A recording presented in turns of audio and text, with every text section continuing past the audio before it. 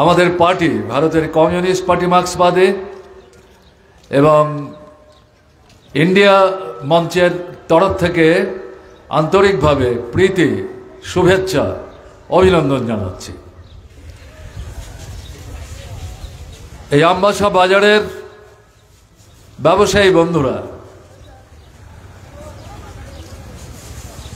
নানা দপ্তরে কাজ করেন, শিক্ষক কর্মচারী সহ নানা ধরনের যারা কর্মচারী বন্ধুরা আছেন, ক্রেতারা আছেন, আপনাদেরকেও আন্তরিকভাবে শুভেচ্ছা জানাচ্ছি। এই নির্বাচন সম্পর্কে আমার আগে তিনজন বক্তার কাছ থেকে আপনারা শুনেছেন, আমার পরেও আরো এক দুজন বলবেন। বিস্তৃত পরিসরে না গিয়ে সুনির্দিষ্টভাবে কয়েকটি বিষয়ের প্রতি আপনাদের দৃষ্টি আমি আকর্ষণ করতে চাইছি। 1952 সাল থেকে ভারতবর্ষে সাধারণ নির্বাচন অর্থাৎ লোকসভা নির্বাচন অনুষ্ঠিত হয়ে আসছে। 77 সালে জরুরি অবস্থার বিরুদ্ধে যে লড়াই, সেই লড়াইয়ের প্রতিফলন ঘটিয়েছিলেন বিভিন্ন বিরোধী রাজনৈতিক দল যে জোট তৈরি করেছিলেন তারা। স্লোগান ছিল দুটো: গণতন্ত্র পুনরুদ্ধার করতে হবে, নাগরিক স্বাধীনতা যা হরণ করা হয়েছে, কথা বলবার অধিকার, সমালোচনা করবার অধিকার,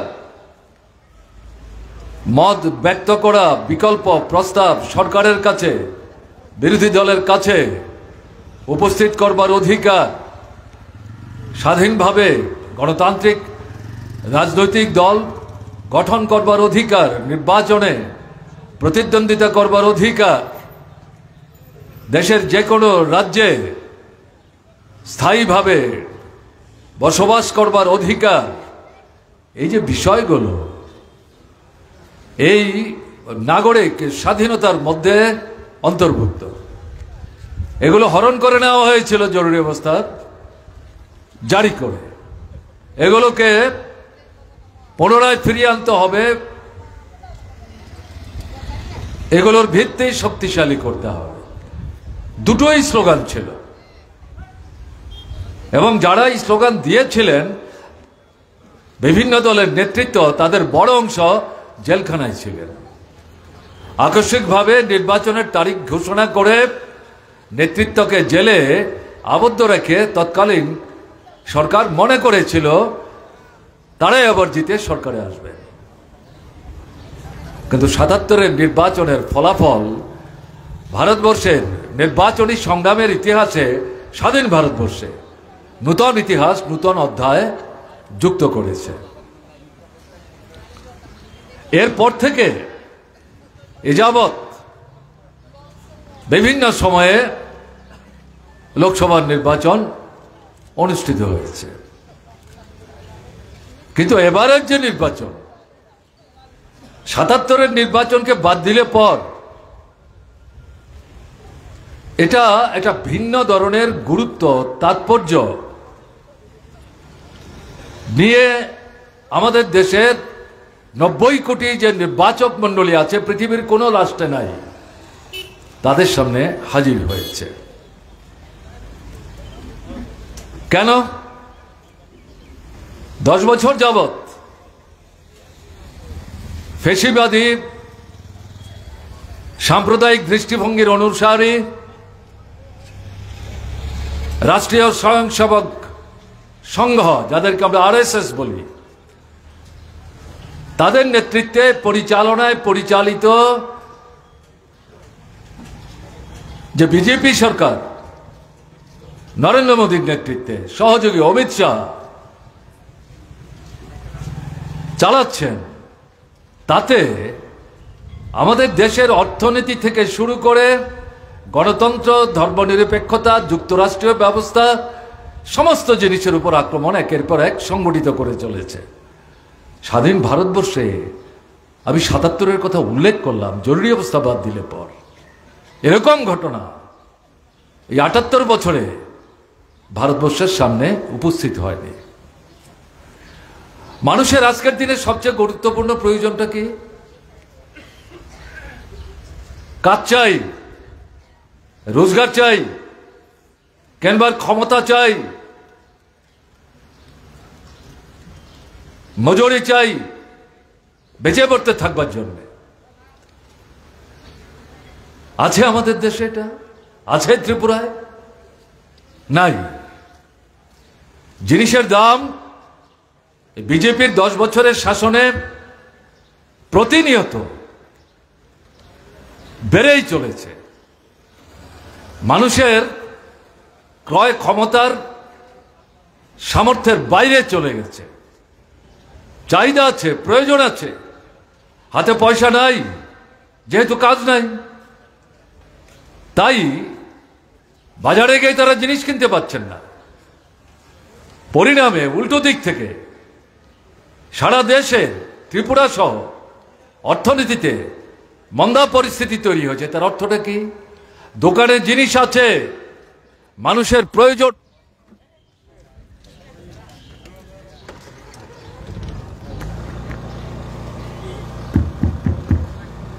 দোকানে জিনিস আছে, মানুষের প্রয়োজন আছে, কিন্তু টাকা নেই, কিনতে পারছে না। আমরা যেখানে দাঁড়িয়ে মিটিং করছি, ধলাই জেলার প্রাণকেন্দ্র, জেলা হেডকোয়ার্টার, বিরাট ব্যবসায়ী কেন্দ্র, বাণিজ্য কেন্দ্র, আমি কি এখান থেকে সবিনয়ে জিজ্ঞেস করতে পারি ব্যবসায়ী বন্ধুদের, বড় মাঝারি ছোট, যে পরিস্থিতি চলছে আপনারা কি সন্তুষ্ট? ধার দেনা করে মালিকের কাছ থেকে জিনিস এনে দোকান সাজিয়ে বসে আছেন,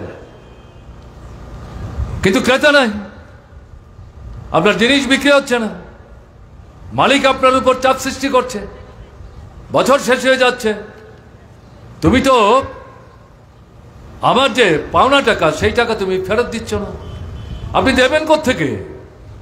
বিক্রি তো করতে পারছেন না, বিক্রি না করলে আপনার হাতে পয়সা কোত্থেকে আসবে? এমনিই তো একবার জায়গায় জমি সোনা দানা বন্ধক দিয়ে জিনিস এনেছেন, এখন আর কি আছে আপনার হাতে? তো আর কিছু নেই বন্ধক দেবার। এতে দেখা যাচ্ছে ছোট মাঝারি বিভিন্ন দোকানপাট বন্ধ হয়ে যাচ্ছে। এই জিনিসপত্রের দরদাম যে বাড়ছে এটা স্বাভাবিক, এটা নিয়ন্ত্রণ করা যায় না। আমরা যারা ইন্ডিয়া ব্লকের পক্ষ থেকে আমাদের প্রার্থীর সমর্থনে আপনাদের কাছে ভোট চাইতে এসেছি, আমরা শুধু সমালোচনা করার জন্য আসিনি। জিনিসের দরদাম বন্ধ করা যায়, আমাদের বিকল্প চিন্তা আছে, বিকল্প ভাবনা আছে। সেটা কি? গরিব কৃষক, মাঝারি চাষি, আমাদের দেশের জনগণের প্রায় 72 জন গ্রামে বাস করেন। প্রত্যক্ষ পরোক্ষভাবে তারা কৃষির উপর নির্ভরশীল, কিন্তু ফসল বিক্রি করে উৎপাদন খরচ তুলে আনতে পারছেন না, তাদের অনাহারে অর্ধাহারে থাকতে হচ্ছে। এই অবস্থার অবসান ঘটানো দরকার। কে ঘটাবে? কেন্দ্রে যারা সরকারে আছেন, রাজ্যে যারা সরকারে আছেন, মূলত দায়িত্ব কেন্দ্রীয় সরকারের। তাহলে কি করা উচিত? উৎপাদিত ফসলের ন্যায্য ন্যূনতম দাম উৎপাদক যারা কৃষক, ছোট মাঝারি প্রান্তিক চাষি, সেই দাম দিয়ে সরকার থেকে তাদের কাছ থেকে তাদের উৎপাদিত পণ্য ক্রয় করা দরকার। তাহলে এই লোকদের হাতে পয়সা যাবে। যারা খেতে পায় না, অর্ধাহারে থাকে, তারা তো ব্যাংকে গিয়ে প্রথম টাকা জমাবে না, তারা বাজারে যাবে, প্রয়োজনীয় চাহিদা মেটাবার জন্যে দোকান থেকে জিনিস সওদা করবে, চাহিদা বাড়বে। এবং চাহিদা যদি বাড়ে, উৎপাদন বাড়াতে হবে, বন্ধ কারখানা খুলবে, যারা কাজ হারিয়েছে তারা আবার কাজ ফিরে পাবে, নতুন কারখানা হবে, তাতে আবার কাজের জন্য লোক লাগবে। যারা নতুন করে পাস করে বসে আছে, আপনার ছেলে মেয়ে ভাই আত্মীয় পরিজন, তারা সেখানে কাজ পাবে। তাহলে অর্থনৈতিক অবস্থার মধ্যে একটা মৌলিক গুণগত পরিবর্তন আসতে পারে। এটা কঠিন, এটা বুঝবার জন্যে বিদেশের বিশ্ববিদ্যালয়ে গিয়ে অর্থনীতি নিয়ে পড়তে হবে? কে বলেছে? এটা সাধারণ বুদ্ধির ব্যাপার। এটা করা যায়। বিজেপি সরকার এটা করছে না তো। পরন্তু আরো গুরুত্বপূর্ণ বিষয় যেটা, আমাদের যে রেশনিং ব্যবস্থা আছে তাতে নিত্যদিন মানুষের বেঁচে পড়তে থাকবার জন্য প্রয়োজনীয় যে সামগ্রী 13টা 14টা 15টা এগুলো সরকার থেকে ভর্তুকি দিয়ে এই রেশনের দোকানের মাধ্যমে ক্রেতা যারা সস্তায় সহায়ক মূল্যে তারা যদি কিনতে পারে তার ব্যবস্থা করা দরকার।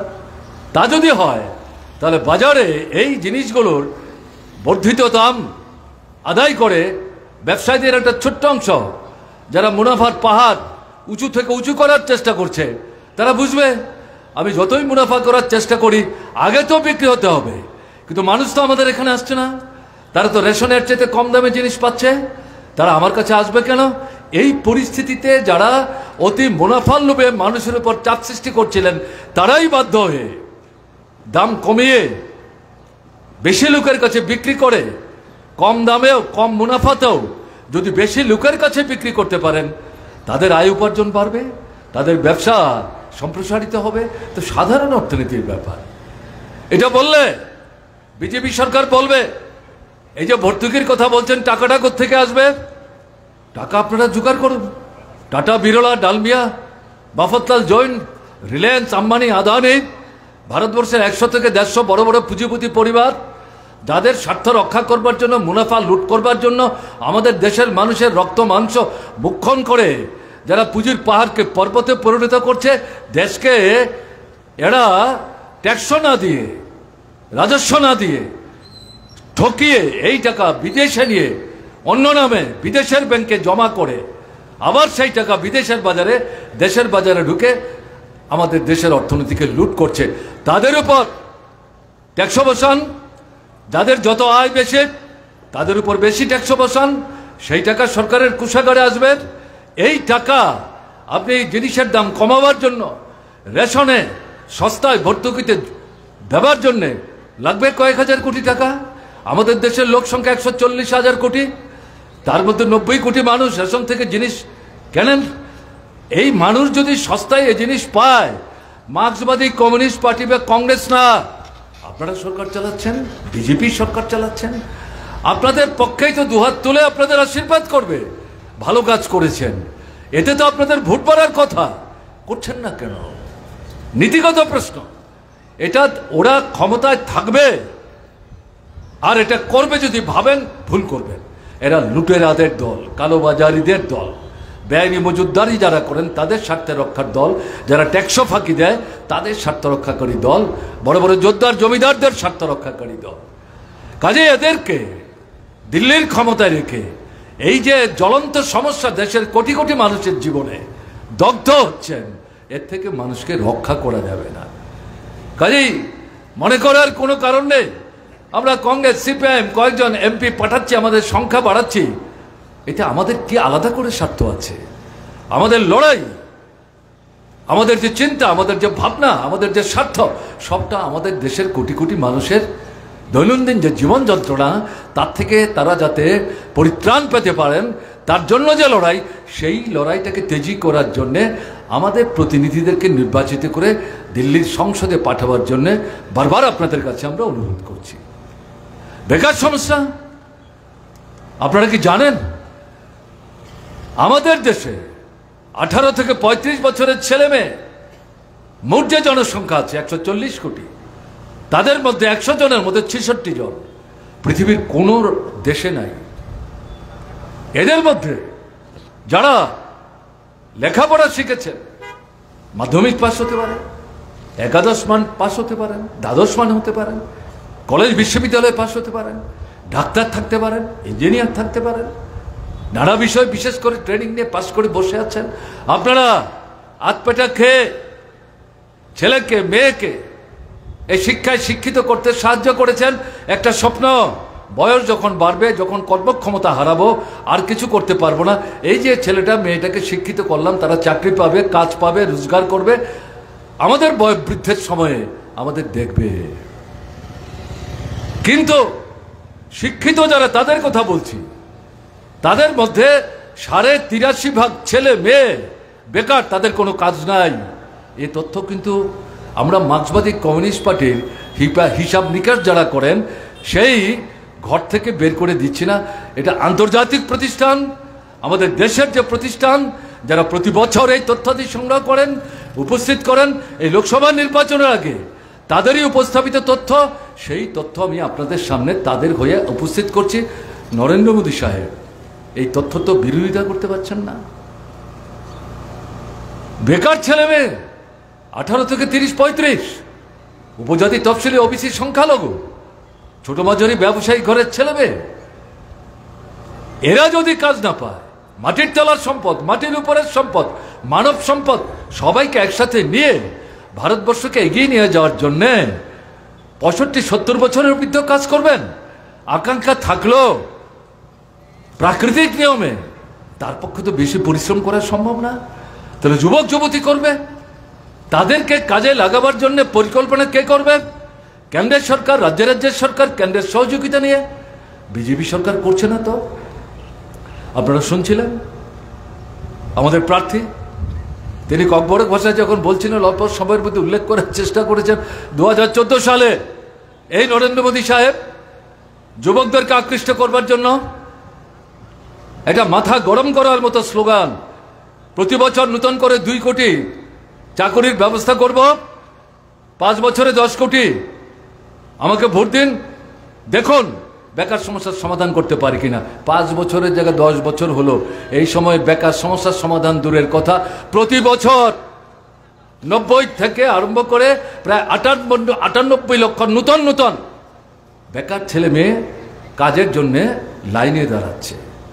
আর কোটি কোটি প্রতি বছর কাজ থেকে ছাঁটাই হয়ে যাচ্ছে, কারখানা বন্ধ হয়ে যাচ্ছে, চুক্তিবদ্ধ কাজ করছে, 8 মাস 9 মাস 10 মাস কাজের পর তাদেরকে ছুঁড়ে ফেলে দিচ্ছে চায়ের দোকানের কাপের মতো। তাহলে এই দেশটা এগোবে কি করে? এটা কোনো দলের সমস্যা না তো, বিজেপি দলের মধ্যে যারা কাজ করেন। আমি শুনলাম মুখ্যমন্ত্রী এখানে রোড শো করতে আসবেন, নিশ্চয়ই করবেন, রাজনৈতিক কর্মসূচি, তিনি একটা দল করেন, তার একটা অধিকার আছে। আমি তো জানি এই রোড শোতে যাই লোক হবেন তার মধ্যে অর্ধেকের বেশি যুবক যুবতী হবে। আমি তাদের কাছে আগাম জিজ্ঞেস করি, তাদের মায়েদের বাবাদের কাছে জিজ্ঞেস করি, 10 বছরে ভারতবর্ষে বিজেপি সরকার ত্রিপুরায় একটা নাম্বার দিয়ে 18 বিধানসভা নির্বাচনের সময় বিজেপি RSS এর যে ভদ্রলোক বক্তৃতা করে কোমর ঘুরিয়ে ঘুরিয়ে বলে গেছিলেন, নম্বরটা লিখে রাখুন, যিনি এই নম্বরে টেলিফোন আগে করে রাখবেন, সরকার তৈরি হওয়ার পর তালিকা দেখে যারা আগে করেছেন তাদেরকেই ঘরে ঘরে আমরা চাকরি পৌঁছে দেব। এই ভদ্রলোক এখন আর ত্রিপুরায় আসেন না, ভীত সন্ত্রস্ত, সাংবাদিকরা তাকে ঘেরাও করেছিল এবং তিনি উত্তর দিচ্ছেন। আমি এগুলো বলেছি, ত্রিপুরার মানুষ এত বোকা নির্বোধ, আমার তো ধারণা ছিল না এভাবে টেলিফোন করলে চাকরি পাওয়া যায়। অদ্ভুত কথাবার্তা। তাহলে এটা বিচ্ছিন্ন ত্রিপুরার সমস্যা না, সারা ভারতবর্ষে বিজেপি শাসিত রাজ্যগুলিতে কেন এই পদ্মফুলের পতাকা কাঁধে নিয়ে ছুটছেন বেহুশের মতো? নিজেকে প্রশ্ন করুন, কি পেলাম, কি পাবো, কি দেবে, তাদের নীতি কি, দৃষ্টিভঙ্গি কি, কর্মসূচি কি? এই যে নির্বাচনী ইস্তাহারটা প্রকাশ করলেন গত 17 তারিখ, 1 বৈশাখ, প্রধানমন্ত্রী নিজে এটা প্রকাশ করার সময় তিনি যে 40-42 মিনিট বক্তৃতা করলেন, পুরো বক্তৃতা আমি শুনেছি। কই যুবকদের এই সমস্যার সমাধানের প্রশ্নে একটি কথাও বললেন না তো। জিনিসপত্রের দরদাম বৃদ্ধি পাচ্ছে, এটাকে নিয়ন্ত্রণ করার জন্য আমরা যেভাবে বললাম, একটি কথাও বললেন না তো। এবং কৃষকদের উৎপাদিত ফসলের ন্যায্য ন্যূনতম দাম নিশ্চিত করবার জন্য একটি কথাও বললেন না তো। তিনি সেখানে বলছেন 2047 সালে ভারত কিরকম হবে স্বাধীনতার 100 বছর পর, আমরা জিতে যখন সরকার তৈরি করব জুলাই আগস্ট মাসে আমাদের পূর্ণ বাজেট হবে, সেই বাজেটে তার ছবি তুলব। আর এই মাঝের যে 23 বছর আপনি পেটে গামছা বেঁধে বসে থাকুন, পিঠ তো দেয়ালে, আর তো পিছনে যেতে পারবেন না। জিজ্ঞেস করবেন বিজেপির লোক যারা আসবে ভোট চাইবার জন্য, তাদের জিজ্ঞেস করবেন এটা কি বক্তব্য, কিছু বুদ্ধি আছে, কিছু চিন্তা করার ক্ষমতা আছে? তোমাদের দলের নেতা, দেশের প্রধানমন্ত্রী, 10 বছরের প্রধানমন্ত্রী, আবার 5 বছরের জন্য প্রধানমন্ত্রী হতে চাইছেন, কি বলছেন এই সমস্ত আবল তাবল কথা? বিশ্বাস করো, এগুলো গ্রহণ করতে হবে। এগুলো আমি কথাগুলো তুলছি, বিজেপি যারা করেন, তীব্রামথা যারা করেন, যুবক বন্ধু যারা, তাদেরকে এগুলো ভাববার জন্য বিশেষ করে অনুরোধ করছি। একটা খুব খারাপ পরিস্থিতির মধ্যে দেশকে ঠেলে নিয়ে চলেছে আমাদের মায়েরা বোনেরা। 50 ভাগের বেশি রক্তাল্পতায় ভুগছে। কেন রক্তাল্পতায় ভুগছে? পুষ্টিকর খাবার নাই, রোজগার নাই, অনাহারে অর্ধাহারে দিন কাটাচ্ছেন। সবাইকে খাওয়াবার পর রাতের বেলা যখন মাটা বোনটা ঘুমোতে যায়, কেউ খবর রাখে না সে কি খেলো কি খেলো না। এক গ্লাস জল খেয়ে বাতি নিভিয়ে দিয়ে মশারির তলায় গিয়ে চুপচাপ শুয়ে পড়ছেন। এরপরেও প্রাণাধিক প্রিয় শিশু সন্তান তার পিঠ বুলাচ্ছেন। এই মা, শিশু যখন তার বুকের দুধ খেতে চাইবে, রক্ত যদি দেহে না থাকে, দুধ কোত্থেকে তৈরি হবে? কোথায় দুধ পাবে শিশু? অবস্থাটা কি? আমাদের দেশের 50-55 ভাগ মা বোন তাদের রক্তাল্পতে তারা ভুগছেন, এবং তার পরিণতিতে তার যে শিশু সন্তান বয়সের সঙ্গে মিলিয়ে তার যে বৃদ্ধি, ইংরেজিতে যেটাকে বলে গ্রোথ, হাতে পায়ে লম্বা হবে, শরীরটা ভালো হবে, সুঠাম হবে, এই বৃদ্ধি ঘটছে না, সংকুচিত হয়ে পড়ছে। এটা কার কথা? আন্তর্জাতিক তথ্যাদি যারা সংগ্রহ করেন তাদেরই দেওয়া তথ্য। আমাদের দেশে সরকারের নিয়ন্ত্রণের বাইরে থেকে বছর বছর যারা মানুষের অর্থনৈতিক অবস্থা, সামাজিক অবস্থা মূল্যায়ন করে, তথ্যাদি সংগ্রহ করেন, দেশের সামনে উপস্থিত করেন, তাদের দেওয়া তথ্য থেকে আমি কথা বলছি। ভারত সরকার তো এগুলো স্বীকারই করে না, সবই মিথ্যা, সবই মিথ্যা, সবই মিথ্যা। এদের কাছে কি প্রশ্ন করবেন আপনি? আমাদের দেশে এই 10 বছরের শাসনে ধনী এবং গরিবের মধ্যে ফারাক আসমান জমিনের মতো হয়ে গেছে। অল্প লোক এরা সম্পদের দিক থেকে আমাদের দেশের 50-55 ভাগের বেশি সম্পদের অধিকারী, মালিক তারা। আর বাকি যারা আছেন 85-90 জন, তারা 5 ভাগ, 7 ভাগ, 10 ভাগের বেশি না। তো তাদের ঘরেরই তো আমি যে মা বোনদের কথা বললাম, তাদেরই অবস্থা। তাহলে আমাদের দেশটা কি করে দাঁড়াবে বলুন তো? আগে তো এইগুলি আমাদের ভাবতে হবে নাকি? তাহলে এই যে পরিস্থিতি চলছে, এই পরিস্থিতি থেকে বেরোতে হবে। শিক্ষা ব্রিটিশ শাসিত ভারতবর্ষের অধিকার ছিল না, স্বাধীন ভারতবর্ষে এটা জন্মগত অধিকার। কোন দল, কোন জাতি, কোন বর্ণ, কোন সম্প্রদায়, সমস্ত কিছুর ঊর্ধ্বে পড়তে চায়, তাকে সাহায্য করতে হবে সরকারের। কেন্দ্রকে উদ্যোগ নিতে হবে, রাজ্যকে ভূমিকা নিতে হবে। আমরা ত্রিপুরায় বামফ্রন্ট সরকার কলেজ অবধি বিনা পয়সায় পড়বার ব্যবস্থা করেছিলাম। ক্লাস 5 দিয়ে শুরু হয়েছিল, ক্লাস 8, তারপরে 9, তারপরে 10ম, তারপরে দ্বাদশ মান সব ছেলে মেয়েদের বিনা পয়সায় সরকার থেকে বই কিনে দেওয়া হয়েছিল। সব বন্ধ। নতুন আইন তৈরি করেছে বিজেপি সরকার 2020-এর শিক্ষা আইন। তার মূল কথা কি? গরিবের ছেলে মেয়ে, মধ্যবিত্তের ছেলে মেয়ে, নিম্নবিত্তের ছেলে মেয়ে, তারা উচ্চশিক্ষার সুযোগ পাবে না। টাকা নাই, পয়সা নাই। টাকা পয়সা দিয়ে উচ্চশিক্ষার জন্য কলেজে, বিশ্ববিদ্যালয়ে, ইঞ্জিনিয়ারিং কলেজে, মেডিকেল কলেজে ভর্তি হতে হবে। কোথায় পয়সা? কি করে ভর্তি হবে? ঘুরিয়ে এটাই বলে দেওয়ার চেষ্টা করছে, তোমাদের এত লেখাপড়ার দরকার নেই তো। রিক্সা শ্রমিকের ছেলে, অটো রিক্সা চালকের ছেলে, পান দোকানদারের ছেলে, চা বিস্কিট বিক্রি করে সেই দোকানদারের ছেলে, ছোট্ট ছোট্ট দোকানের ছেলে, অন্যের জমিতে কাজ করে কোনো মতে আতপাটা খেয়ে বেঁচে থাকো। কি দরকার এত লেখাপড়া শিখবার? উদ্দেশ্যটা কি?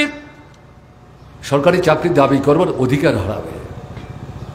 এবং এই যে কোটি কোটি ছেলে মেয়ে, তারা কাজ চাইবে, তাদেরকে দেখিয়ে দেবে বড় বড় জোরদার, জমিদার, কল কারখানার মালিক, কোটিপতি, দেশকে যারা ঠকাচ্ছে, বলবো ওদের কাছে যাও। আর ওরা এই যে গরিব ঘরের কোটি কোটি ছেলে মেয়ে অল্প শিক্ষায় শিক্ষিত, উচ্চ শিক্ষার সুযোগ পায়নি, দর কষাকষি করে সবচেয়ে কম মজুরিতে তাদেরকে কাজে নিয়োগ করে তাদেরকে নিংড়ে নিয়ে তারাই তাদের পুঁজিকে বাড়াতে বাড়াতে বাড়াতে আকাশচুম্বী করবার চেষ্টা করছে। এটাই অর্থনৈতিক নীতি, এটাই অর্থনৈতিক নীতি। আমি দেখলাম রাহুল গান্ধী, কংগ্রেস দলের নেতা, আগের প্রাক্তন সভাপতি ছিলেন, কালকে তিনি বক্তৃতা করছিলেন। আজকে আমি সোশ্যাল মিডিয়ায় দেখছিলাম তিনি বলছেন এই সরকার বড়লোকদের সরকার, দেরিতে হলো বলছেন, আমরা গরিবের জন্য। আমরা তো এই কথাই বলছি।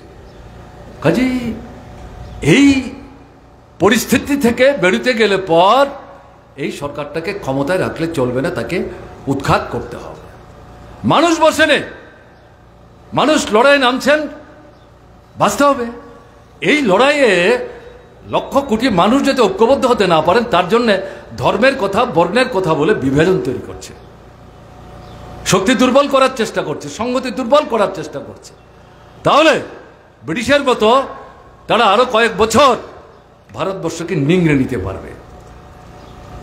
মানুষ বুঝতে পারছেন, ধর্ম পরে, ভগবান পরে, আগে তো পেটের ক্ষুধা নিবৃত্ত করতে হবে, লজ্জা নিবারণের কাপড়ের ব্যবস্থা করতে হবে। গাছের চাল পরে ঘরে বউ মেয়ে তারা তো বেরোতে পারবে না, বেরোলে তাদেরকে আঙুল দেখিয়ে বলো এটা পাগল। এটা 1000 বছর আগে কাপড় জামা যখন তৈরি হয়নি তখন গাছের চাল পরে মানুষ বেরোত, পুরুষ নারী নির্বিশেষে। এখন তো এটা করা সম্ভব না, এখন এটা করা সম্ভব না।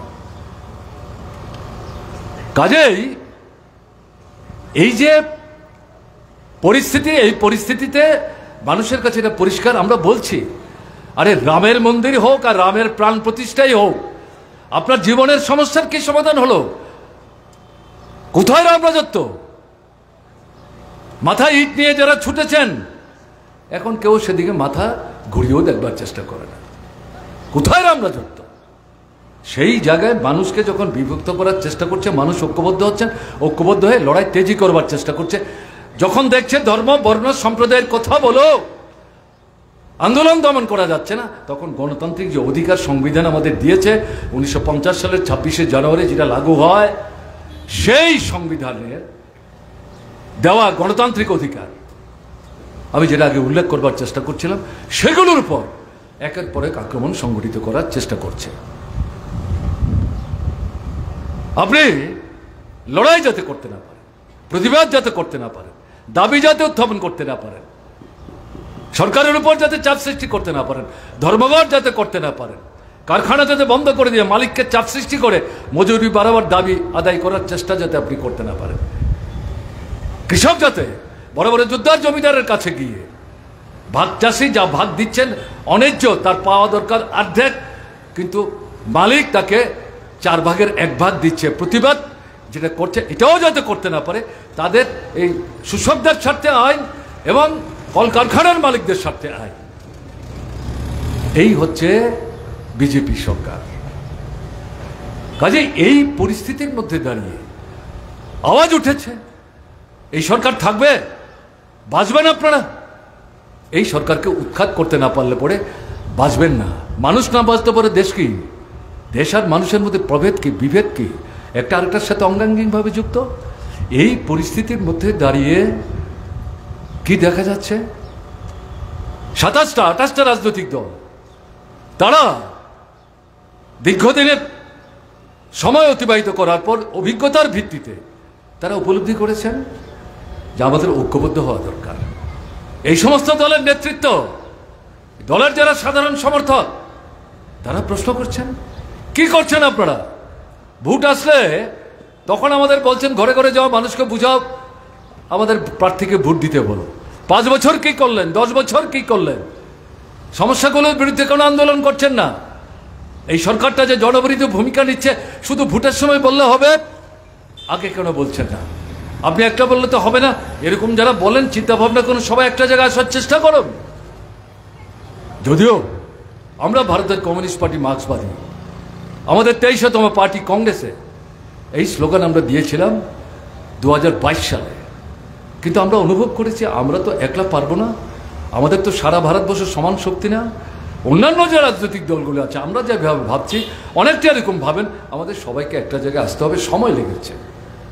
তার থেকে 26টা 27টা রাজনৈতিক দল একটা জায়গায় এসছেন, তারা এখন এই জায়গাতে ঐক্যবদ্ধ হয়ে স্লোগান দিয়েছেন এই সরকারটাকে হটাও, একটা বিকল্প গণতান্ত্রিক ধর্মনিরপেক্ষ চিন্তা ভাবনায় যারা রাজনৈতিক পরিস্থিতি দেশের সমস্যাগুলি উপলব্ধি করার চেষ্টা করেন, এরকম যারা, এবং শ্রমিক, কৃষক, কর্মচারী, ছাত্র, যুবক, ছোট মাঝারি ব্যবসায়ী, উপজাতি, তফসিলি, ওবিসি, সংখ্যালঘু, এদের যে অর্থনৈতিক সমস্যা এর থেকে তাদেরকে উদ্ধার করবার জন্য যারা চিন্তা করেন, এরকম যারা, তাদেরকে নিয়েই সরকার তৈরি করতে হবে।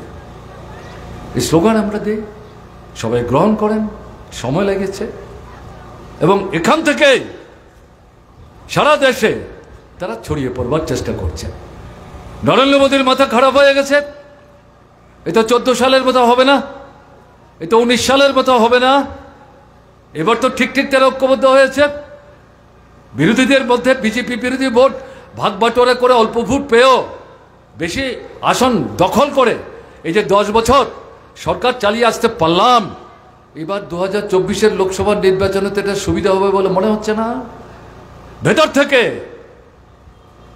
এই যে ইন্ডিয়া ব্লক, তার মধ্যে গোলমাল পাকাবার জন্যে তার এজেন্ট বের করেছেন। আমি নাম নাই বা বললাম, আপনারা জানেন যারা খবর রাখেন রাজনীতির। ভেতর থেকে নানা প্রশ্ন তুলে দিয়ে ইন্ডিয়া ব্লকের মধ্যে বিরোধ তৈরি করবার চেষ্টা করেছে, কিন্তু ব্যর্থ হয়েছে। যারা করার চেষ্টা করেছেন একজন বেরিয়ে গেছেন, বিহারের মুখ্যমন্ত্রী, 5 বার জিতেছেন, 9 বার মুখ্যমন্ত্রী হয়েছেন। কি করে হন? দল পাল্টাতে তিনি অভ্যস্ত, এখন আবার বিজেপিতে গেছেন। নাম বলে তাকে সবার সামনে পরিচিত করার কি দরকার? পশ্চিমবাংলার তৃণমূল কংগ্রেস, পশ্চিমবাংলার মানুষ বলছেন তৃণমূল আর বিজেপির মধ্যে ফারাকটা কি?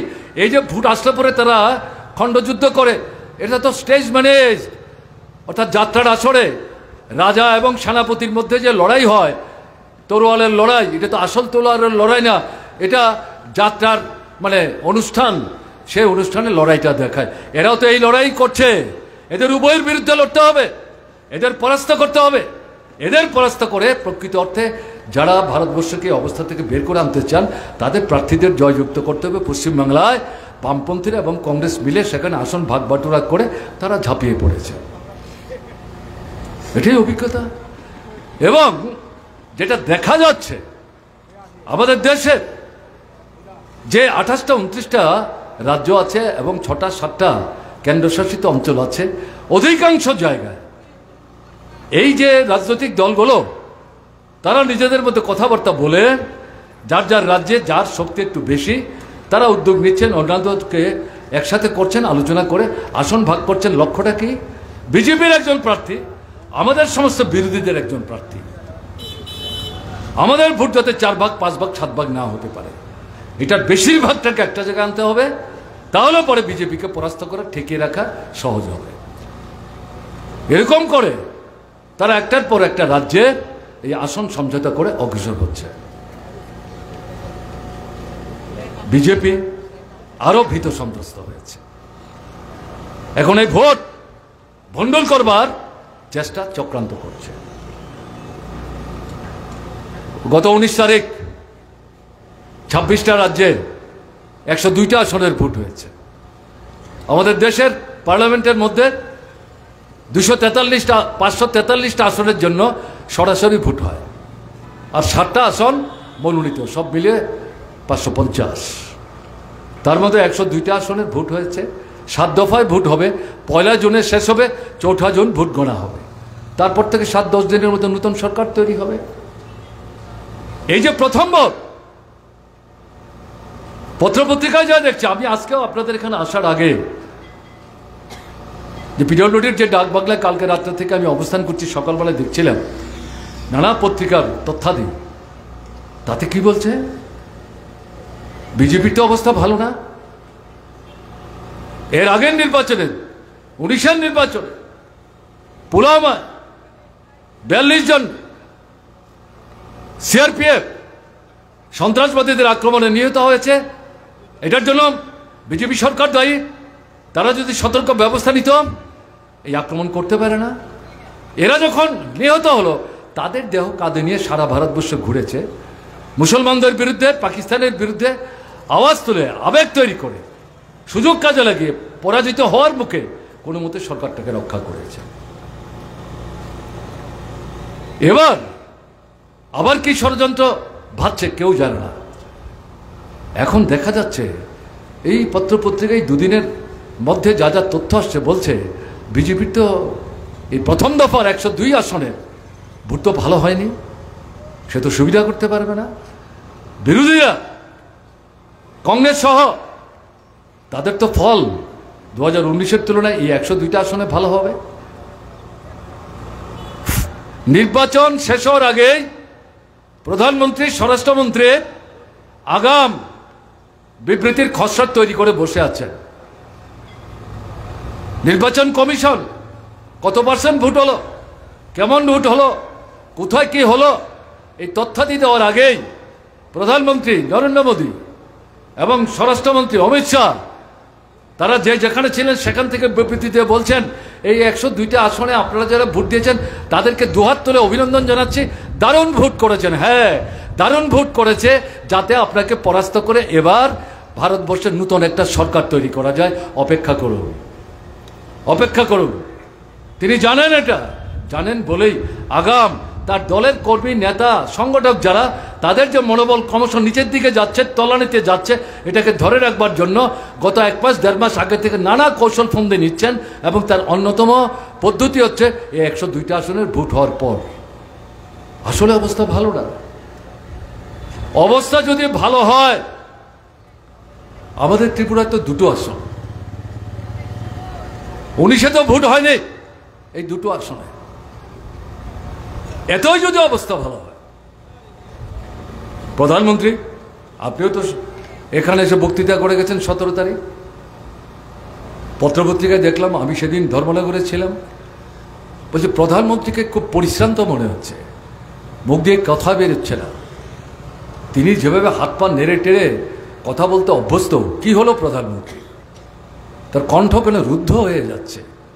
21-22 মিনিট বক্তৃতা করেছেন, কি বললেন, ত্রিপুরার জন্য কি বলবেন, দেশের জন্য কি বললেন, আমরা তো কিছুই পেলাম না। তার জন্য ছবি বেরোচ্ছে। আমি ধর্মনগরে বসে বসে দেখছিলাম, একদিকে প্রধানমন্ত্রী ভাষণ দিচ্ছেন, আরেকদিকে দলে দলে মহিলারা, বিশেষ করে যুবকরা বেরিয়ে যাচ্ছে। 2 জন মন্ত্রী মঞ্চ থেকে ছুটে এসে গেজে দাঁড়িয়ে গালবন্ধ করছেন, আঙুল তুলে তুলে আবার তাদেরকে ভিতরে ঢুকিয়ে দেওয়ার চেষ্টা করছেন। এটা সোশ্যাল মিডিয়ায় এই ছবি উঠেছে। প্রথম 10-15 মিনিট দেখিয়েছে, তারপর সেটা বন্ধ হয়েছে। এই 2 জন মন্ত্রীর নাম আমি নাইবে বললাম, যদি কেউ জানতে চান আলাদা করে আসবেন, আমি নাম বলে দেব। এগুলো তৈরি করার কথা না। পরিস্থিতিটা কি কি হলো আমাদের এখানে ভোট? 19-এ তো হয়নি, এবার পশ্চিমে আসন।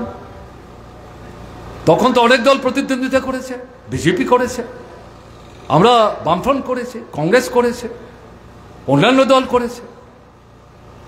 তো এবার আসল লড়াইটা হচ্ছে বিজেপি বনাম ইন্ডিয়া মঞ্চের যে জোট আমরা তৈরি করেছি ত্রিপুরায়, আমরা ভাগ করে নিয়েছি। পশ্চিম আসনে কংগ্রেসের বন্ধু দাঁড়াবেন, পূর্ব আসনে সিপিআইএমের বন্ধু দাঁড়াবেন, যার সমর্থনে আপনারা এখানে মিটিং করছেন। কি হলো? আশিস কুমার সাহা, তার পুলিং এজেন্ট যারা হবে, অধিকাংশ মার্ক্সবাদী কমিউনিস্ট পার্টির ছেলেরা। হতেই পারে, সব জায়গায় সব দলের শক্তি সমান থাকে না, তাতে আপত্তি কি? আমরা তো সিদ্ধান্তই করেছি, আমরাই তো তাকে জেতাবার জন্য তার হয়ে সবচেয়ে বেশি মিটিং, সভা, সমাবেশ, মিছিল ইত্যাদি সংগঠিত করেছি। চিহ্নিত করে করে প্রকাশ্য প্রচার যখন শেষ হলো 5টায়, তারপর থেকে বিজেপি দলের সন্ত্রাসবাদী বাহিনী পয়সার বিনিময়ে ভোটের সময় যারা বিজেপির জন্য খাটে, তারা বাড়িতে ঢুকে ঢুকে নাম ধরে ধরে বলছে এই ইন্ডিয়া ব্লকের প্রার্থীর জন্য পোলিং এজেন্ট হবে, ফিরে দেখবে ঘর নাই বাড়ি নাই, এগুলো ছাই হয়ে যাবে। বাড়ি থেকে মা বলছেন আমার ছেলে তো বাড়িতে নাই, আপনারা কাকে বলছেন? বলে বাড়িতে নাই তো কি হলো, আপনি শুনছেন তো?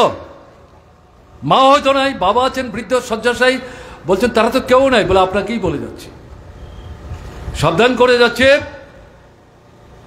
ইন্ডিয়া ব্লকের প্রার্থীর জন্য কোনো রকম পোলিং এজেন্ট হওয়া যাবে না। এটা হচ্ছে একটা আক্রমণ।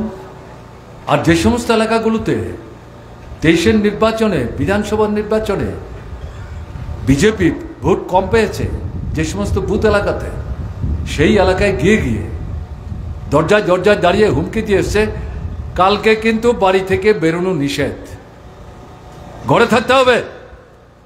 কোনো জায়গায় খাবারের প্যাকেট নিয়ে গেছে, বলে দিয়ে গেলাম, লাগলে কালকে দেব, কিন্তু উঠান অতিক্রম করে গেট খুলে বাইরে যাওয়া যাবে না। বুথকেন্দ্রে যাওয়ার প্রশ্নই নাই, আমরা আছি। তাহলে কি হবে? শ্মশান করে দেব, এই হুমকি। আমরা আবেদন করেছিলাম মানুষের কাছে, ত্রিপুরায় যে অরাজকতা চলছে এর থেকে যদি বেরোতে চান তাহলে এখানে বিজেপি সরকার, দিল্লির বিজেপি সরকারের শক্তির জোরে ত্রিপুরার বিজেপি সরকার এই অনাচার এখানে করতে পারছে, জনবিরোধী ভূমিকা নিতে পারছে। কেন্দ্রের সরকারটাকে ক্ষমতাচ্যুত করবার সুযোগ এসছে এই লোকসভা নির্বাচনে। দুটো আসনে আমাদের ইন্ডিয়া ব্লকের প্রার্থীদের জয়যুক্ত করে পাঠাতে পারলে পর শক্তি বাড়বে, বিকল্প সরকার তৈরি হওয়ার সম্ভাবনা তৈরি হবে, উজ্জ্বল হবে। সাহস করে আসুন। এটা একাধারে দিল্লির জনবিরোধী সরকারকে যেমন ক্ষমতাচ্যুত করা যাবে, ত্রিপুরায় যে 6 বছর অরাজকতা চলছে, জঙ্গলের শাসন চলছে, তার থেকেও রেহাই পাওয়ার একটা সুযোগ খুলে আসবে। কাজে ভয় ভীতি দেখাবে উপেক্ষা করুন, দলবদ্ধভাবে ভোট দিতে যান। 23-এর নির্বাচনে যেমন আপনার ভোট আপনি দিতে পারেননি, এবার কাউকে এই সুযোগ দেবেন না, নিজের ভোট নিজে দেবেন, এদের পরাস্ত করুন।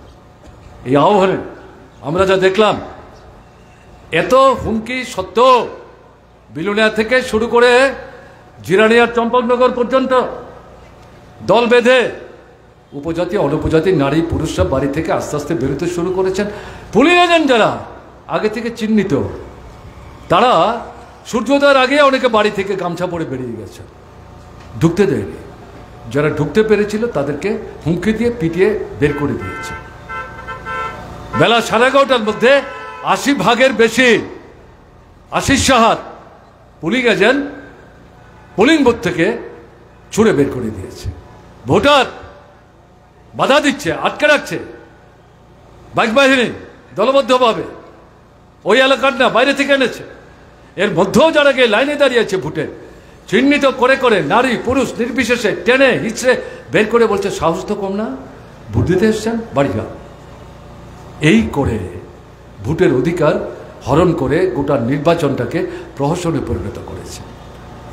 ইন্ডিয়া ব্লকের নেতৃত্ব দুজন প্রার্থী, আশিস কুমার সাহা 7 রামনগর বিধানসভা কেন্দ্রের উপনির্বাচন, রতন দাস, তারা দুজন সহ বিভিন্ন দলের নেতৃত্ব মিলে ইলেকশন কমিশনের প্রতিনিধি, ত্রিপুরা চিফ ইলেকট্রাল অফিসার, তার সঙ্গে দেখা করেছেন, সমস্ত তথ্য উপস্থিত করেছেন। কি চলছে? এত বক্তৃতা করছেন গত 1 মাস ধরে, আপনারা কোথায়? পুলিং এজেন্টই ঢুকতে পারছে না, ঢুকলে পরে থাকতে পারছে না, ভোটাররা লাইনে দাঁড়াতে পারছে না, মহিলা ভোটারদেরকে পিটিয়ে সরিয়ে দিচ্ছে, বাড়ি থেকে বেরোতে দিচ্ছে না, ডাকলে পুলিশ পাওয়া যাচ্ছে না। আপনাদের হাতে এখন পুলিশ, নির্বাচন কমিশনের হাতে ভোটের সময় সমস্ত ক্ষমতা, কোনো কথা বলছে না। আরো 3-4 ঘন্টা আছে সময়, দেখুন না, যারা ভোট দিতে এসে দিতে পারলো না, বাড়িতে যেতে বাধ্য হয়েছেন, তাদের ফিরিয়ে আনা যায় কিনা, পুলিশ এজেন্টদের ফিরিয়ে আনা যায় কিনা, যারা এগুলো থেকে ঘর থেকে বেরোতে একটু দ্বিধাদ্বন্দ্বে তারা পড়ে গিয়েছিলেন, তাদেরকে উৎসাহিত করে সাহসী করে তাদেরকে আবার ভোটের লাইনে দাঁড় করানো যায় কিনা দেখছি। কোথায় কি দেখছেন? 5টার সময় ভোট শেষ, 6টার সময় তথ্য সংগ্রহ করেছেন, বিলুনিয়া থেকে আরম্ভ করে চম্পকনগর পর্যন্ত। পোলিং এজেন্ট 11টায় যেখানে ছিল 80 ভাগ, যত সময় বেরিয়েছে সেটা কমতে কমতে গিয়ে 90 থেকে 95 ভাগ পোলিং এজেন্ট নাই। কয়েকজন এর মধ্যে দাঁত কামড়ে, এবং এদের মধ্যে অধিকাংশ মহিলা, যুবকদেরকে থাকতে দেয়নি। মেয়েরা, বয়স্ক মেয়েরা চাকরি করতেন, রিটায়ারমেন্টে গেছেন, এখন গণতান্ত্রিক আন্দোলনে আছেন। সাহস করে আমি বলছি, আমাদের পার্টির এক সময়ের সম্পাদক, কেন্দ্রীয় কমিটির সদস্য বিজন ধর, তিনি নাই। তার স্ত্রী পর্যন্ত, শেষ পর্যন্ত তার এলাকার যে বউ, ছেলে কমরেড যখন যাওয়ার সাহস পাচ্ছেন না, হুমকি দিচ্ছে বাড়ির সামনে দাঁড়িয়ে, তারা এগিয়ে গিয়ে পোলিং এজেন্ট হয়েছেন। আমি দৃষ্টান্ত দিয়ে কথা বলছি, এগুলি গল্প না। তাহলে এই করে গোটা ভোটটাকে তারা প্রহসনে পরিণত করেছে। দাবি করেছেন কি ভোট হয়েছে, এই ভোট বাতিল করুন, নতুন করে ভোটের তারিখ ঘোষণা করুন, সবাই যাতে ভোটের অধিকার প্রয়োগ করতে পারে তার ব্যবস্থা করুন, গণতন্ত্রের প্রতি মানুষের আস্থা যাতে ফিরে আসে তার ব্যবস্থা করুন, এটাই দাবি। ইলেকশন কমিশন দিল্লি থেকে 26টা রাজ্যের 102টা আসনের ভোটের প্রাথমিক খবর নিয়ে বলছেন 60 থেকে 61 ভাগ মানুষ সারা ভারতবর্ষে 102টা আসনে ভোট দিয়েছেন। সবচেয়ে কম ভোট হয়েছে বিহারে, আর সবচেয়ে বেশি ভোট হয়েছে ত্রিপুরায়, যেখানে আপনি ভোটই দিতে পারলেন না। বুঝতে পারছেন এই বেশি ভোটটা কোন জায়গা থেকে গেছে? আমাদের রাজ্যের যারা বিজেপি করেন, কেন্দ্রের যারা বিজেপি করেন, এবং ইলেকশন কমিশন, তাদের কোনো লজ্জা নাই, এই তথ্য তারা উপস্থিত করছেন। এখন পর্যন্ত এই ইলেকশন বাতিল করে নতুন করে ইলেকশন করার যে দাবি উপস্থিত করা হয়েছে, ইলেকশন কমিশন কোনো কথাবার্তা বলেনি। আমরা দেখি, অপেক্ষা করি। কাজেই এই জায়গায় দাঁড়িয়ে আপনাদের কাছে আমাদের যেটা আবেদন, এই পূর্ব আসনে সংরক্ষিত কেন্দ্র আমাদের প্রার্থী রাজেন্দ্র রিয়াং, কাছাতুরি তারকার চিহ্ন। আগামী 26 তারিখ ভোট। আজকে আমরা মিটিং করছি 21 তারিখ, মাঝে আর 4 দিন 5 দিন সময় আছে। পশ্চিম আসনের এই যে ঘটনা, ভয় পাবেন, আরে এই যদি হয় তাহলে আমরা কি করব? দরকার নাই ঝামেলা গিয়ে। আপনি যদি মনে করেন ঝামেলা গিয়ে দরকার নেই, বাড়িতে দরজা জানালা বন্ধ করে বসে থাকবো, জিনিসের দাম কমবে, আপনার ছেলে মেয়ে চাকরি পাবে, রেশনে গেলে ডাবল রেশন পাবেন, মাথার উপর ছাউনি উঠবে, লজ্জা নিবারণের কাপড়ের অভাবে ঘর থেকে বেরোতে পারেন না, এক কাপড়ে মা যায়, মা ঘরে আসতে পরে সেই কাপড়ে মেয়ে বেরোয়, 3টে কাপড় পাবেন? পাবেন না তো। রেগা বন্ধ, লুট করছে টাকা। শহরে রেগারা দলে কাজ বন্ধ, লুট করছে টাকা। পূর্ত দপ্তরের কাজ নাই,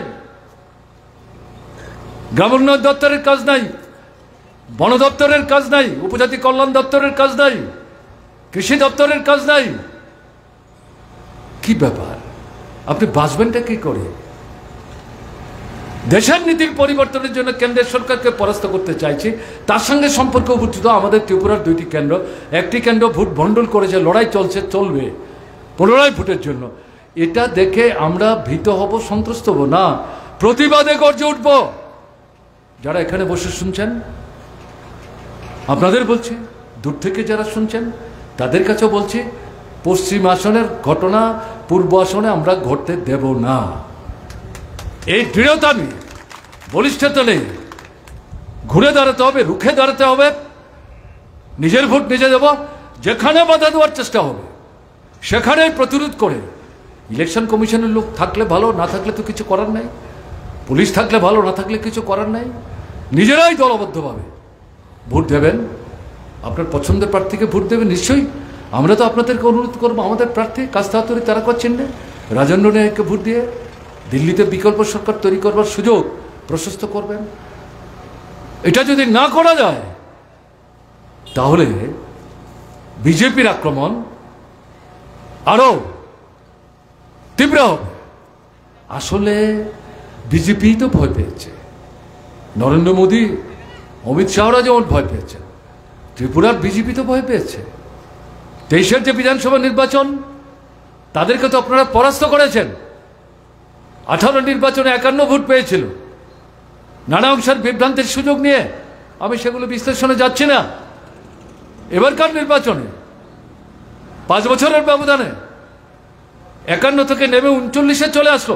এই 39টা ভোট আসল ভোট না, তার মধ্যে 15 থেকে 17টা ভোট আপনার ভোট জোর করে নিয়ে তাদের যারা মাসলম্যান বাহিনী পয়সার বিনিময়ে তাদের হয়ে ভোট লুট করে তারা গিয়ে আপনার ভোট দিয়ে তাদেরকে এটাকে 39-এ তুলেছে। আসলে তাদের ভোট 22 থেকে 25-এর বেশি না। এটাই স্বাভাবিক, এটাই অভিজ্ঞতা। এই কারণে ভীত হয়ে পশ্চিম আসনে ভোট করতে দেয়।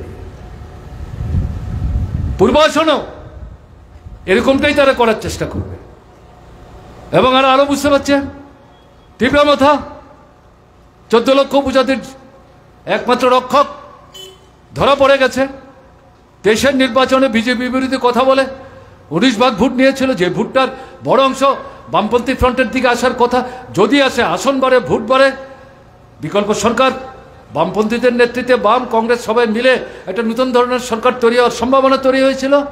তলে তলে বিজেপির সঙ্গে সলা পরামর্শ করে, বাইরে বিজেপি বিরোধী, ভেতর থেকে বিশ্বাসঘাতকতা করে বিজেপিকে সরকারে থাকার সুযোগ করে দিয়েছে। এবার তার পুরস্কার কি? 1.5 জন মন্ত্রী, 1 জন পুরা মন্ত্রী, 1 জন অর্ধেক মন্ত্রী বিজেপির পেটে ঢুকেছে। তীব্রমতার প্রার্থী যে শুনছিলেন, রাজেন্দ্র বলছিল আনারসের মধ্যে কি করে পদ্ম ফুল ফুটে।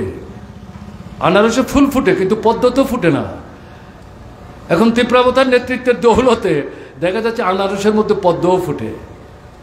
19 ভাগ যে ভোট তারা পেয়েছিলেন তাদের একটা বড় অংশের মধ্যে প্রশ্ন তৈরি হয়েছে, এ কি করলাম আমরা তো বিজেপির বিরুদ্ধে ভোট দিয়েছি। এখন এই বিজেপি সরকার আমাদের লোকরা মন্ত্রী হয়েছেন, আমাদের ভোটে যারা বিধায়ক হয়েছেন, এখন এরা বিজেপির সিম্বল নিয়ে ভোটে দাঁড়াচ্ছেন। বিজেপি বলছে আমাদের প্রার্থী, তীব্রমতা বলছে আমাদের প্রার্থী। তাহলে আমরা কাকে ভোট দেব? আমরা তো বিজেপিকে ভোট দেবো না, আমরা তো পদ্মচিহ্নে ভোট দেবো না। এরকম একটা পরিস্থিতি তৈরি হচ্ছে। কাজে 19% ভোট যেটা 2023-এর বিধানসভা নির্বাচনে তীব্রমতার বাক্সে তারা জড়ো করতে পেরেছিলেন, এটা পাওয়ার কোনো সম্ভাবনা নাই। কাজে এই জায়গায় দাঁড়িয়ে পূর্ব আসনে, পশ্চিম আসনের পাশাপাশি পশ্চিম আসনে সম্ভাবনা সুযোগ তৈরি হয়েছিল, পূর্ব আসনে আরো বেশি। 14 লক্ষ ত্রিপুরার উপজাতি অংশের মধ্যে তীব্রমতা বিজেপি একজন ট্রাইবেল খুঁজে বের করতে পারলে না যাকে প্রার্থী করা যায়। দশরথ দেব, বাজুবন রিয়াং, জিতেন চৌধুরী, রাজেন্দ্র রিয়াং, তাদেরকে তো বাইরে থেকে ধার করে আমরা আনিনি। এমনকি কিরিট বিক্রম কিশোর, মানিক্য বাহাদুর ত্রিপুরা, কেউ প্রশ্ন তুলে নিত। বিভু দেবী ত্রিপুরা এমপি হয়েছেন, কেউ প্রশ্ন তুলে নিত, ত্রিপুরায় আছেন। এখন যাকে করলেন, আমি এগুলো নিয়ে বিস্তৃত বলতে চাইছি না, শুধু উল্লেখ করছি কি ব্যাপার। কোথায় 14 লক্ষ ট্রাইবেলের স্বার্থ রক্ষা করা? এ তো পারিবারিক স্বার্থ। এটা ব্যাখ্যা করে বলার দরকার আছে। তীব্রমতার সাধারণ সমর্থকদের কাছে চেহারাটা উন্মুক্ত হয়ে গেছে। কাজে সুযোগ কাজে লাগাতে হবে, আপনাদের দলবদ্ধভাবে ভোট দিতে হবে। রাজেন্দ্র রিয়াংকে কাস্তাহতরি তারাকা চিহ্নে ভোট দিয়ে জয়যুক্ত করতে হবে বিকল্প সরকার তৈরি করার জন্য। জিনিসের দাম কমাতে হবে, কৃষকদের ফসলের ন্যায্য দাম দিতে হবে, বন্ধ কারখানা খুলতে হবে, বেকারদের কাজের সংস্থান করতে হবে, রেগা বন্ধ করা যাবে না, মজুরি বাড়াতে হবে, রেশনে 13টা 14টা অত্যাবশ্যক সামগ্রী সস্তায় ভর্তুকিতে সরকার থেকে গরিবরা যাতে কিনতে পারে তার ব্যবস্থা করতে হবে। শিক্ষা জন্মগত অধিকার, কোন ধর্ম কোন বর্ণ দেখবার কোনো দরকার নাই। মেধা থাকলে সর্বোচ্চ শিক্ষার সুযোগ তাকে দিতে হবে সরকারি সহায়তায়। স্বাস্থ্য, হাসপাতালে ডাক্তার দিতে হবে, নার্স দিতে হবে, স্বাস্থ্যকর্মী দিতে হবে, জীবনদায়ী ওষুধ দিতে হবে, অপারেশন হলে পর সুই সুতা গজ ব্যান্ডেজ আপনাদের এখন কিনে দিতে হয়, এগুলো বন্ধ করতে হবে।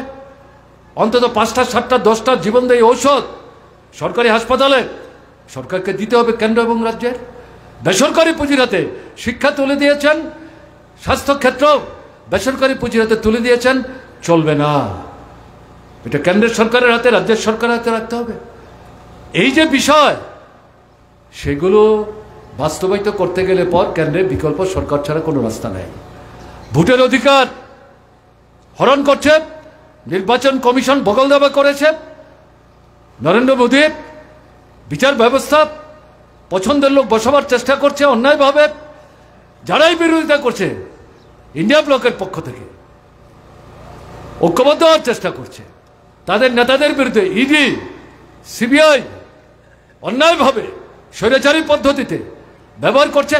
দেখা যাচ্ছে দিল্লির মুখ্যমন্ত্রী তাকে জেলখানায় ঢুকিয়ে রেখেছে, ঝাড়খণ্ডের মুখ্যমন্ত্রী তাকে জেলখানায় ঢুকিয়ে রেখেছে, নতুন নতুন ষড়যন্ত্র করবার চেষ্টা করছে।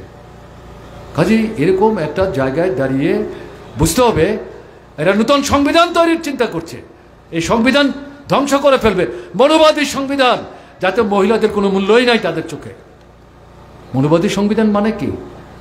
মায়েরা বোনেরা তারা সন্তান প্রসব করবেন, তাদের বুকের দুধ খাওয়াবেন, বড় করবেন, কাপড় জামা ধুবেন, ঘর নেকাবেন, উঠান নেকাবেন, বাড়ির বাইরে যাবেন না, দাবি দেওয়া নাই। কি ব্যাপার? মায়েদের বোনেদের এরকম সমর্থন করেন? এটা আমরা তো করি না, আমরা করি না তো। এটা তফসিলি, উপজাতি, ওবিসি এদের ক্ষেত্রে বলছে এদের তো জন্মই হয়েছে, ভগবান তাদের সৃষ্টি করেছে উচ্চবর্গের যারা তাদের পদ সেবা করবার জন্য, এরা মানুষ না। এই ধরনের সংবিধান এরা তৈরি করবার জন্য তলে তলে ষড়যন্ত্র করছে, সর্বনাশ হয়ে যাবে ফেসিবাদী দৃষ্টিভঙ্গি নিয়ে। কাজেই একে প্রতিহত করতে গেলে পরে, প্রতিরোধ করতে গেলে পরে এদের পরাস্ত করা ছাড়া কোনো রাস্তা নেই। সম্ভব 77-এ মোরারজি দেশাইকে প্রধানমন্ত্রী করা হয়েছিল, দেশে প্রথম যারা স্বাধীনতার পর থেকে দিল্লি থেকে সরকার চালাচ্ছিলেন, তারা যে গণতান্ত্রিক কার্যকলাপ করছিল সেই সরকার তার বিরুদ্ধে মুখের মতো জবাব দিয়ে মোরারজি দেশাই সেই দলই করতেন, ভেতর থেকে প্রতিবাদ করতেন, তাকেই জেলখানায় পাঠিয়েছে। সেই ভদ্রলোকই প্রথম প্রধানমন্ত্রী হলেন। সেখান থেকে শুরু করে মোরারজি দেশাই প্রধানমন্ত্রী, ভিপি সিং প্রধানমন্ত্রী, এইচডি দেবেগৌড়া প্রধানমন্ত্রী, চন্দ্রশেখর প্রধানমন্ত্রী, আইকে গুজরাল প্রধানমন্ত্রী, ডক্টর মনমোহন সিং প্রধানমন্ত্রী। কি করে হলো? দলীয় শক্তির জোরে না। আজকে যেভাবে আমরা ইন্ডিয়া ব্লক তৈরি করেছি, সেই সময় এরকম দলগুলো একটা জায়গায় এসে শাসন ক্ষমতায় যারা ছিলেন, অত্যাচারী দৃষ্টি নিয়ে, জনবিরোধী ভূমিকা নিয়ে, লুটেরাদের স্বার্থ রক্ষা করবার জন্য যারা কাজ করছিলেন, গণতান্ত্রিক অধিকার হরণ করছিলেন, ভোটের অধিকার হরণ করছিলেন, রাজ্যের ক্ষমতা হরণ করছিলেন, সমস্ত ক্ষমতা কেন্দ্রের হাতে কুক্ষিগত করছিলেন, এর বিরুদ্ধে এদের পরাস্ত করে ভারতবর্ষে 15 থেকে 18 জন প্রধানমন্ত্রী দেখেছেন ভারতবর্ষের মানুষ। 51-52 সালের পর থেকে, জওহরলাল নেহরুর পর থেকে, এর মধ্যে প্রায় 8 থেকে 9 জন এরকম বিকল্প প্রধানমন্ত্রী ভারতবর্ষের বিভিন্ন রাজনৈতিক দল সেখানে তৈরি করতে সক্ষম হয়েছেন। এবং এবার ভারতবর্ষের পরিস্থিতি অন্তত 102টা কেন্দ্রের ভোটের প্রাথমিক যে খবর আমরা দেখছি, তার থেকে এটা অনুমান করা অসঙ্গত না, এটা সম্ভাবনা। বিকল্প সরকার, নতুন প্রধানমন্ত্রী তৈরি করার সৃষ্টি হয়েছে।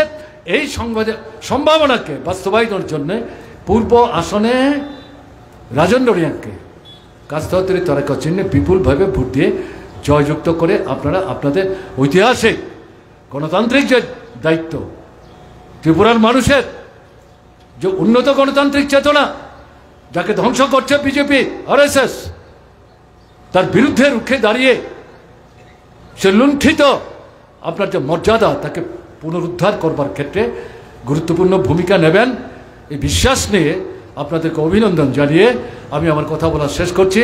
ভালো থাকবেন। আমার নমস্কার।